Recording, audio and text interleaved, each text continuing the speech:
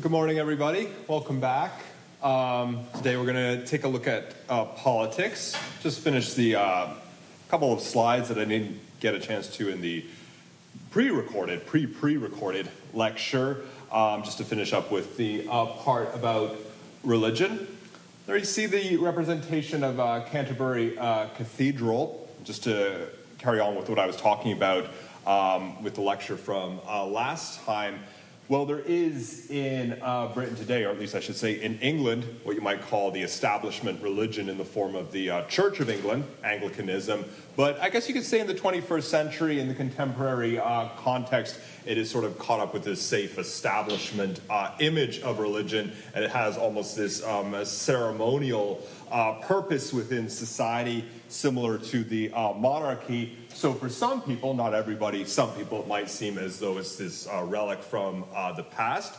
But something else we've seen in the contemporary period in Britain is the diversification of religion as a whole. There are now a whole lot of different forms of religion, and many of which are outside of Christianity. For instance, there you see representation of a Hindu temple in London, which I think is one of the largest outside of India.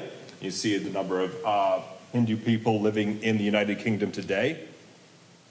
Also a mosque in London as well. There are approximately 3 million Muslims in Britain today. So there's been a branching out and diversification of religion in Britain, which mirrors the diversification of society as a whole. And I think so too in the lives of individual people who even have a secular perspective, because many people look for some sort of a spiritualism, but without necessarily adopting religious dogma. They want to think in terms of those links, those connections between the mind and the body and the soul, whatever that might be. And so a lot of people, I would say, they take different aspects of religious thought, and they use them selectively for their own purposes. And you can see this through the growth of various spiritual practices, meditation. I think even yoga, to a degree, kind of fits into that a little bit. Is sort of people looking for their own versions of those things, because even though attendance at kind of establishment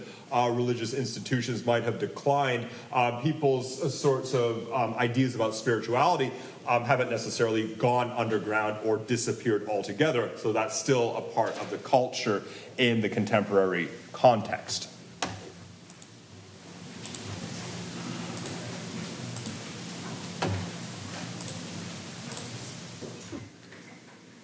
So we're going to move on to today's lecture, which is going to focus on politics and the 1600s. As I said, pairing different centuries with particular topics. Not to say that religion was irrelevant to the 1600s, as we'll see. It was very important, but I guess you could say politics kind of comes to the forefront a little bit in this particular century, at least as far as Britain is concerned.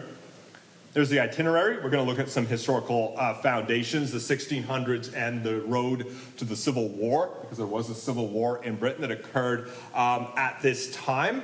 This was also, during the 17th century, the last time there was a full-fledged revolution in Britain, the Glorious Revolution, which happened towards the end of that century. And then we're going to segue into looking at the contemporary topic, democracy in the 21st century. I suppose you could say the roots, the foundations of democracy in Britain are traceable to the 1600s. Not to say that they had what we would consider democracy today in the 17th century, absolutely not, but the foundation started to grow at this time. So the historical foundations, the 1600s and the road to the Civil War, which took place in the mid-part of the century. You have James VI/First Optimism and the realities of capitalism, Charles I fighting with Parliament, and then the Civil War. Just to give you a sense first of the historical and cultural backdrop of the 1600s, there are a lot of different ways we can think about individual centuries, the way we can bracket them and compartmentalize them, I mean, based on events that occurred. For instance, the Reformation is something that really stands out about the 1500s. But if we were to take a look at the 1600s, we might say that this was a century of warfare in Europe. And that is something that is particular to this time period. And that's not to say that wars were not fought in other centuries, but it's something that really stands out about this particular stretch of time. And in that respect, it has a parallel to another century. That would be the 20th century, the 1900s, with the First World War and the Second World War. That, too, was a period of war in Europe. Now, at the risk of being reductive, we can always narrow things down to perhaps a single cause. I mean, if we were forced to just come up with the kind of essence, okay, what was the cause of these wars that occurred? Well, if we were to look at the 20th century, World War I and World War II, if we wanted a single cause, a single word, we could say nationalism, for instance. That was probably the foundational cause of war in the 20th century. So too with the 1600s, there could be a single word that would describe the cause of the war, but it would not be nationalism. It would be religion was the cause of the wars in the 1600s. The fallout from the Reformation that had occurred, the schisms, the divisions between Protestantism and Catholicism, which boiled over into a series of wars that gripped Europe at this time. And none bigger than the infamous 30 Years' War, which commenced in 1618. And this was a war that broke out in the old Holy Roman Empire, which you can see is in the middle of Europe. Notice that kind of fragmented place in the center there, corresponding roughly to modern-day Germany, but includes places that are now Switzerland, the Czech Republic, Austria, and others. This was a fragmented state of kingdoms, so not unified into a single place, but a series of kingdoms clustered close together, some large, some just the size of cities, but divided along various grounds, and especially divided on religious grounds when we get into the 1600s. So some Protestant, some Catholic.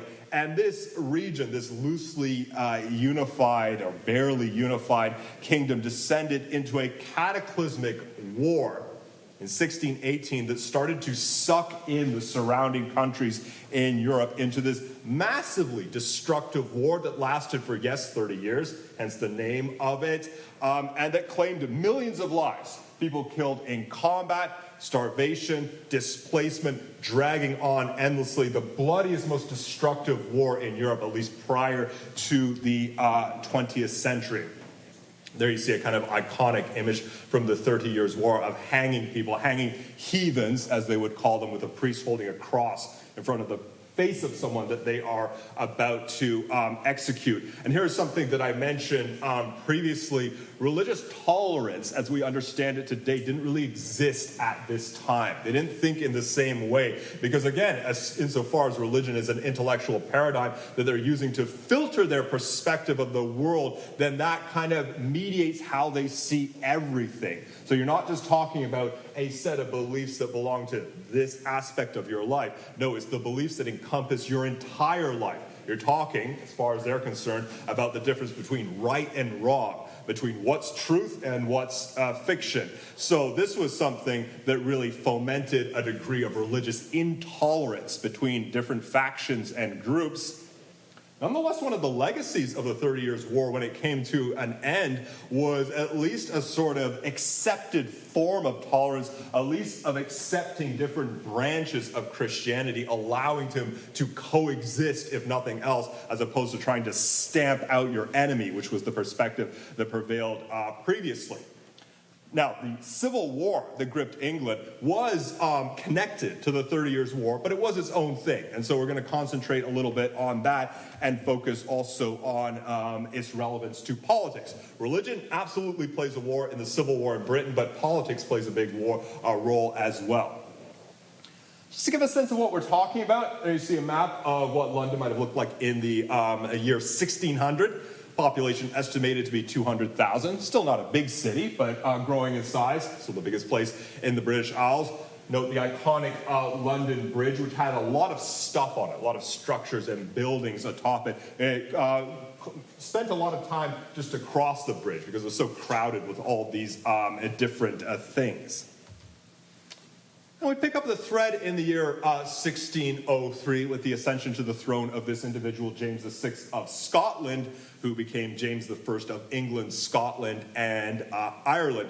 Notice that he had already been the king of Scotland for quite a long time already before 1603 rolls around. So Henry VIII's worst fears were realized. He failed to produce a male heir who survived. He had a son, Edward VI, dies very young. Then Elizabeth I takes the throne, but she never marries, never produces an heir. And so exactly what Henry VIII was worried about, the Tudor dynasty dies out without producing any other family, and thus England needs a monarch after the death of Elizabeth I. And they did not have to look very far. They just turned north to Scotland and decided that James VI would come down and become James I of England, Scotland, and Ireland. And this was the inception of the Stuart dynasty. That was the last name, James Stuart. Now, the Stuarts were related to the Tudors because all royal families were related at this time. They all kind of intersected with one another, but he was kind of a sort of a shift, you could say, in a different direction. The decision to bring James down from Scotland was greeted with optimism. It was celebrated for a number of reasons. Take a look at a few of these. First of all, that he was a moderate Protestant.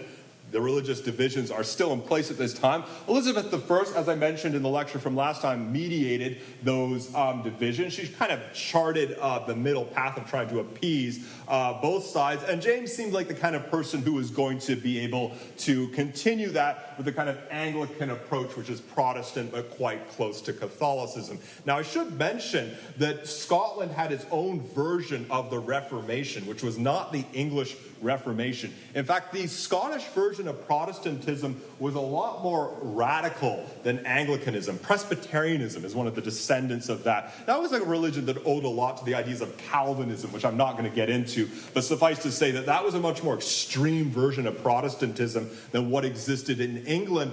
But James I wasn't really an adherent to extremity. He was more someone who wanted to sort of appease both sides, thus the appeal of him.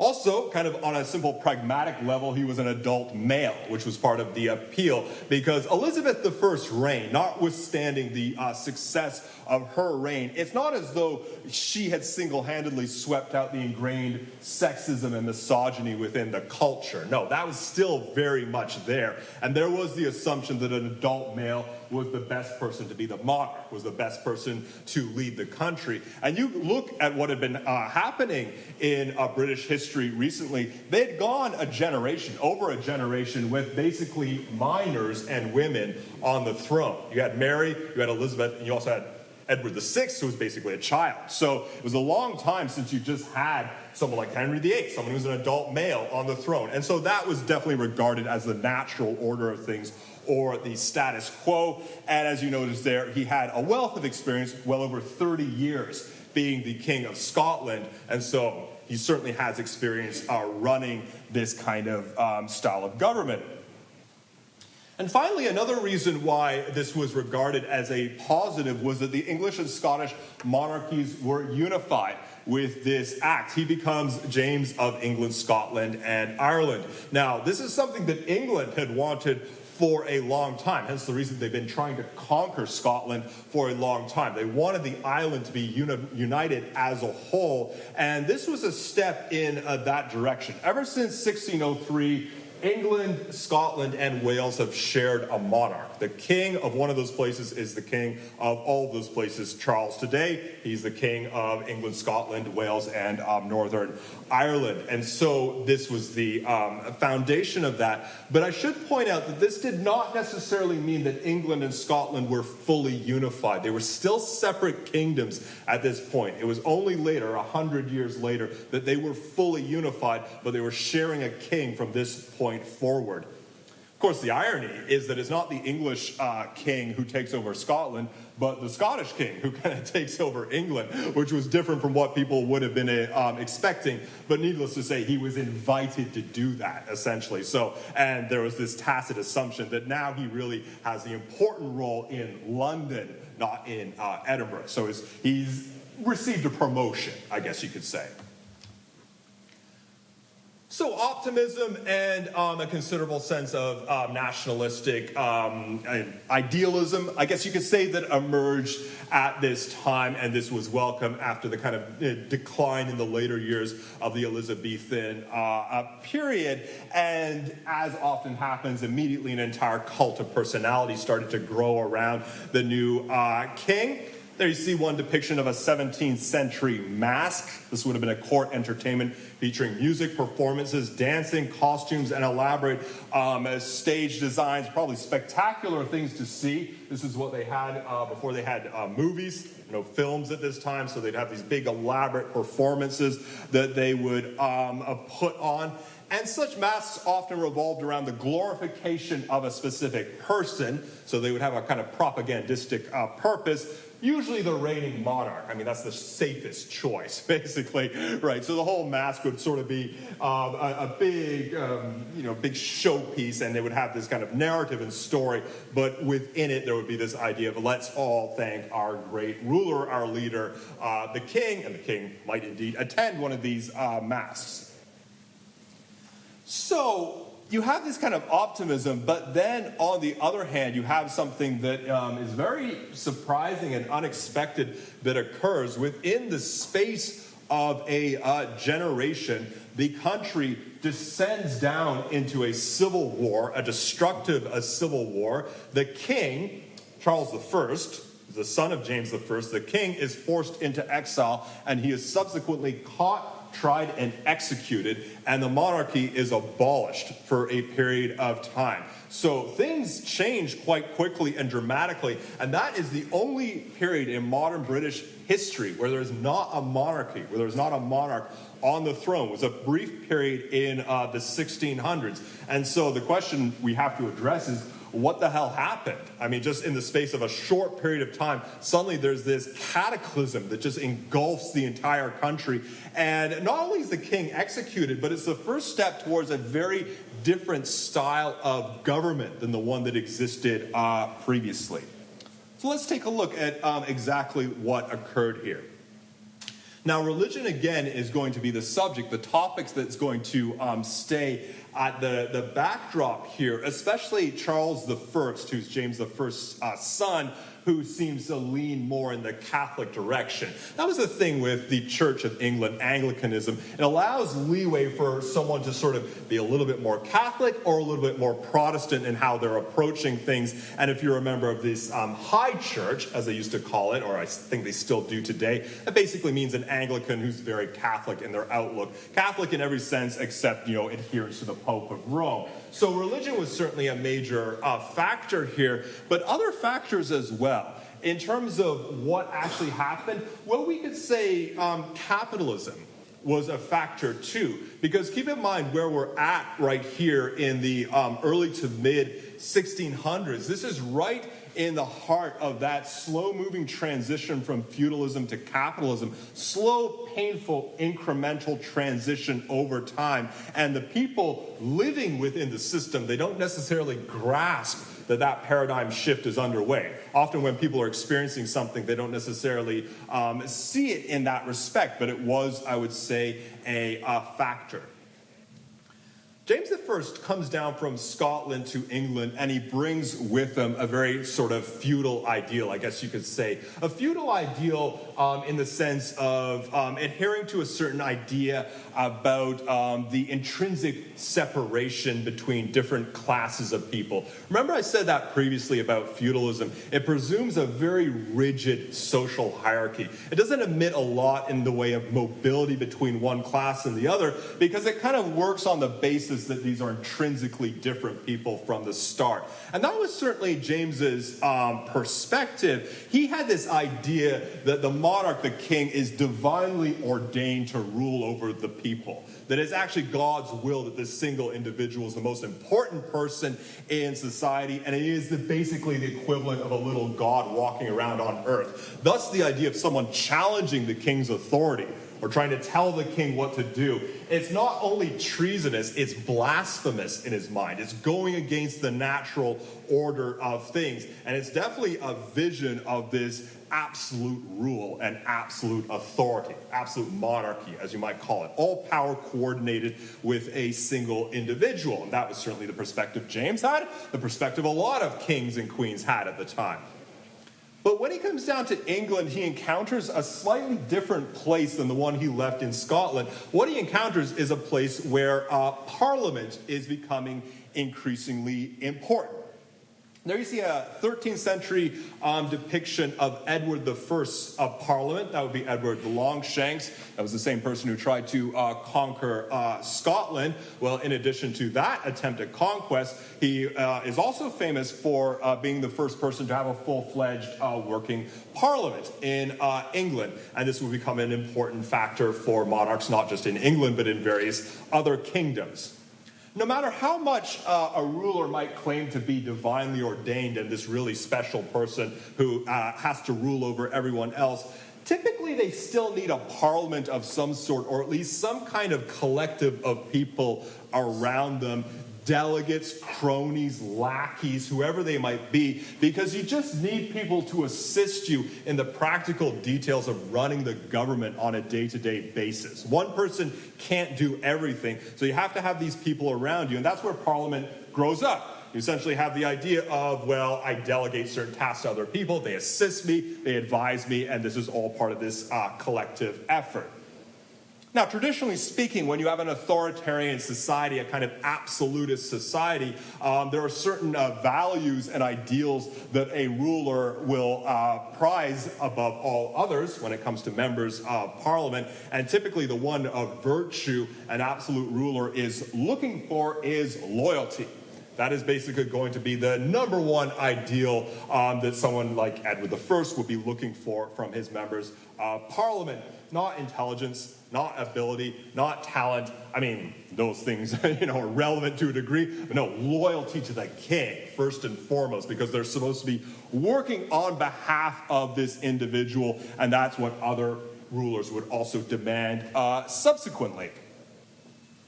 You can see this today in authoritarian regimes. There you see the North Korean parliament. Put this up there because North Korea is widely regarded as the most despotic country in the world today in terms of denying basic freedom of rights and basically running this absolutist totalitarian state, which does indeed look more and more like an absolute monarchy because they've set up this kind of dynasty that proceeds through hereditary succession. And you see rulers of North Korea, Kim Il-sung and Kim Jong-il. Well, there is a parliament in North Korea, surprise, surprise, even though it's an absolutist state, because you still need members of government to basically pragmatically run the government on a day-to-day basis. But suffice to say, the supreme ruler, whichever member of the Kim family it might be, what is he looking for from his members of parliament? Loyalty. Above all else. That is the main principle. There's all sorts of tactics they take to keep people loyal, including, of course, surveillance, throwing people in gulags. And you might note that every time that there's the death of a father and a son takes over, there's this giant purge that occurs in North Korea. It happened when Kim Jong-il took over for his father. It happened when the current leader, Kim Jong-un, took over for Kim Jong-il. Basically clears out a lot of the old guard, has people executed on trumped-up charges of treason, has his own uncle arrested and executed, as Kim Jong-un did. And why did they do that? Why did they conduct these purges? Because they want people who are going to be loyal to them, not to their dead father. People who take over the government, they want this kind of absolute loyalty to them personally. Kim Jong-un steps in. There are a bunch of people that his father appointed. No, he wants to appoint people because thus all these people owe their position to him. That's why you see these purges and will continue to be conducted as long as this dynasty succeeds. So there you see a depiction of James the First/6 and the English Parliament. All right, there's a question? Yeah. Even though the traits that the English kings looked for in the Parliament was loyalty, the Parliament was still made up of nobles. Yes, that's right. Yeah, the parliament would not be ordinary people. It would essentially be made up of nobles, land-owning people, prominent members of society. Absolutely. Thanks. Yeah, so there you see a representation of James I and VI. He's with surrounded with the English parliament. I said that James steps into a kind of different situation when he arrives in England because, again, it's the kind of feudal model where it doesn't really admit any possibility of dissension or changes to the system. And yet there were changes that have been occurring over a long period of time, over a period of centuries. And to an extent, we can trace that to capitalism because Parliament, the English Parliament, had been growing in power steadily over time, was becoming increasingly important to the workings of the government, and thus was chipping away at the monarch's absolute power. To a degree, the monarch was becoming somewhat dependent on Parliament, needing the Parliament in order to actually run the government. And there are various factors we can point to in this, but if you want to give a capitalist explanation, well, we could point to the simple fact of revenue, of actually financing the government. Because isn't that the ideal, the principle in a capitalist society of tracing the money trail, looking where the cash is actually coming from? Where is the money, the manna actually coming from in order to finance the government? Well, Parliament was playing a very big role in that, especially when it came to issues like taxation.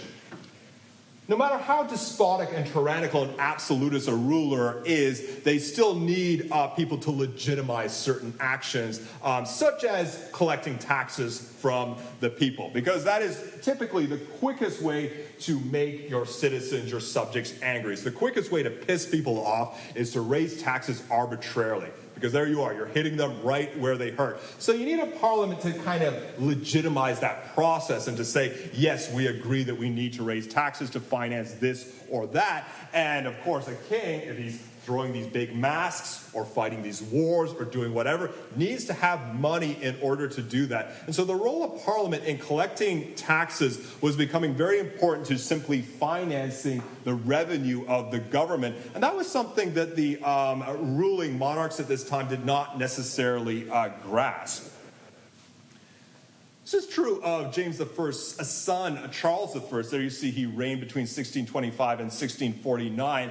And during the so-called 11 years tyranny, which stretched between 1629 and 1640, he ruled without a parliament because, again, the feudal ruler's perspective is, I don't need to rely on anybody or anything. Parliament cannot oppose me on any particular issue. If Parliament is indeed growing in power, increasing in power, then it might challenge the king on certain issues. The king's perspective would just be, well, to hell with Parliament. I don't need them at all. I'm divinely ordained. This is my kingdom. These are my subjects. So he just gets rid of Parliament, but he still needs to collect money somehow. Okay, so how does he do it? Well, through a bunch of antiquated laws, the expansions of royal holdings, various laws such as ship taxes. He fined people for not attending his coronation. He fined people for basically not taking care of their country estates because they were living in London full time. So there are a bunch of different archaic laws that he imposed on people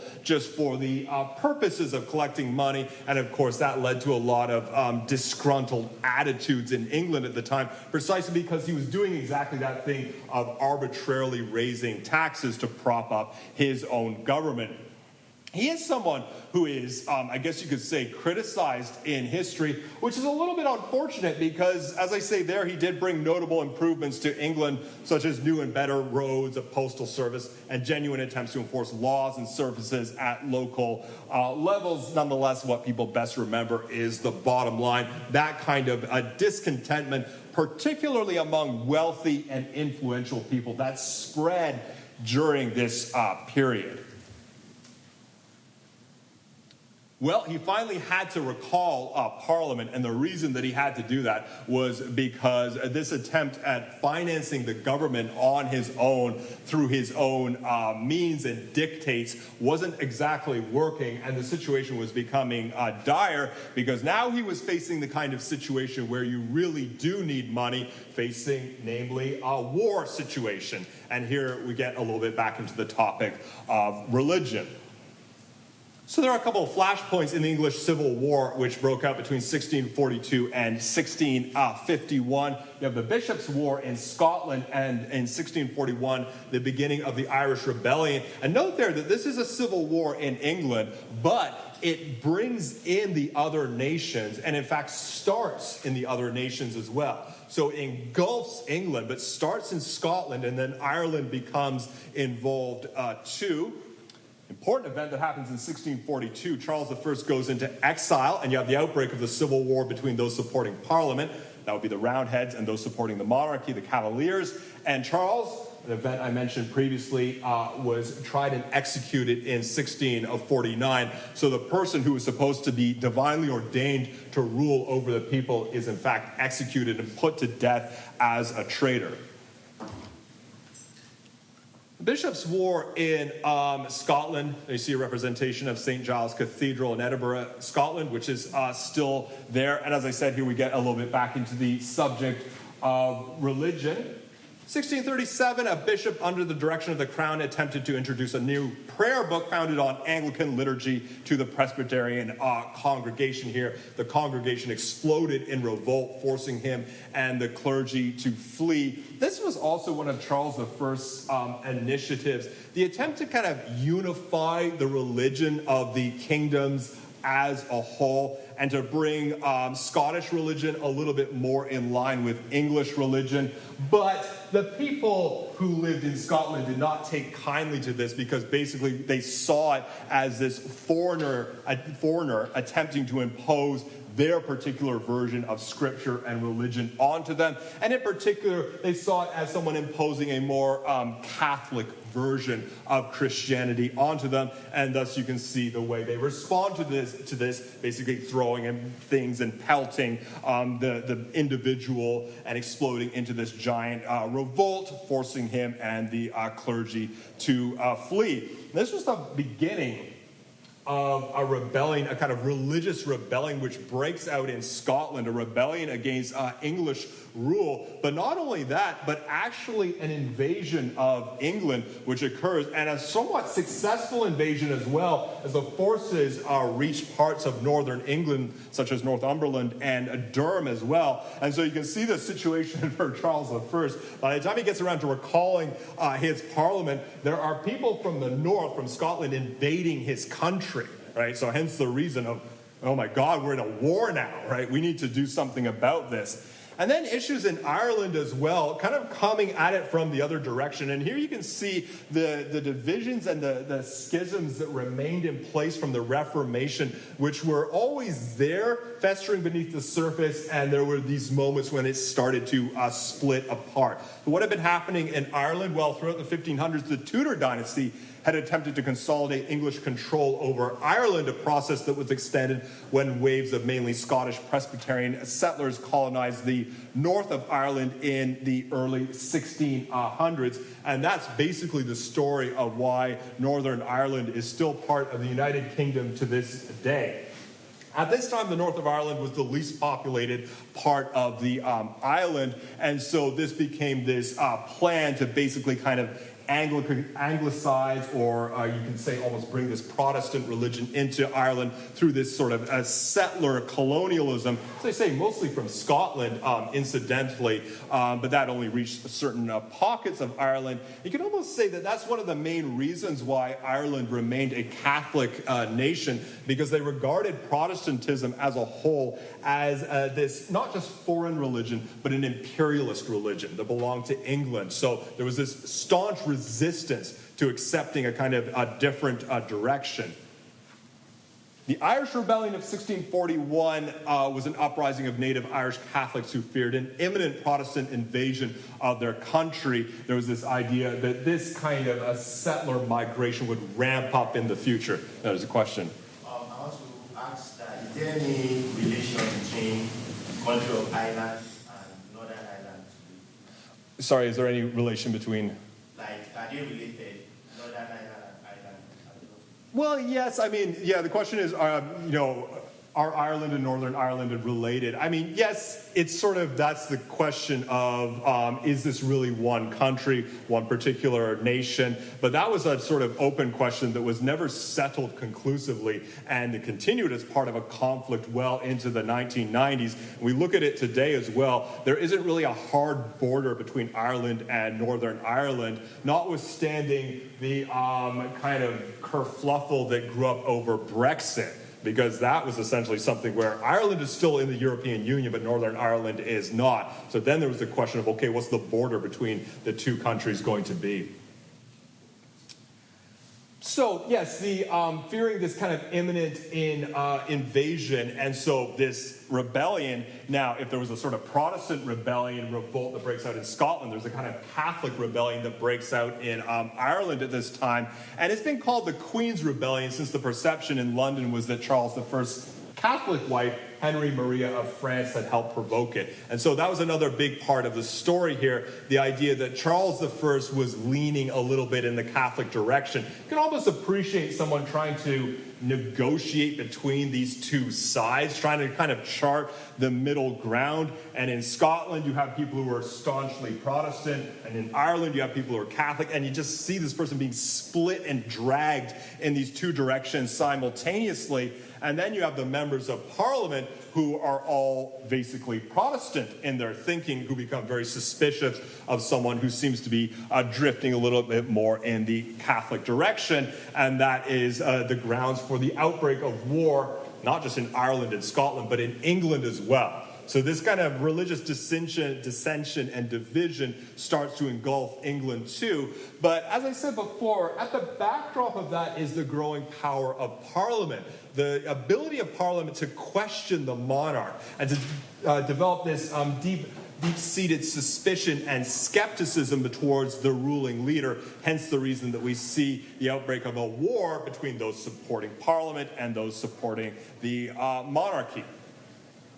You see a depiction of one of the famous battles, which was fought in 1645. Important swinging moment in this conflict, because as important as victory, the parliamentarians captured Charles I's private correspondence, which included stark evidence that he was trying to enlist the help of Catholics from Ireland and the continent, which from the kind of Protestant parliamentarian perspective was as good as a kind of a seal or a kind of confirmation of the king's very sketchy character, in the sense that he wasn't really on the side of the Parliament and England as a whole. Subsequently, as I said, he is captured and put to death, executed, which happened in 1649, and the monarchy is abolished. As I mentioned, it's the only time in modern history that the monarchy has in fact been abolished in Britain. What happens afterwards? Well, they have what they called a republic, or what has sometimes been called the Commonwealth, under this individual, Oliver Cromwell, who became Lord Protector of the Commonwealth of England, Scotland, and Ireland. It was not a popular thing, actually, at the time, and didn't last for a very a long time. And you might notice that it doesn't necessarily break entirely with the feudal ideal, considering that his son, Richard, right, becomes the next Lord Protector. So it's kind of, it's breaking with the monarchy, but not really. But this was a period that would have a long-standing impact. It would kind of radiate outwards because it introduced this concept of the constitutional monarchy, which would become significant later on. So we'll take a look at what happened after the Civil War then. Let's take the break here. We'll come back in 10 minutes and talk about that.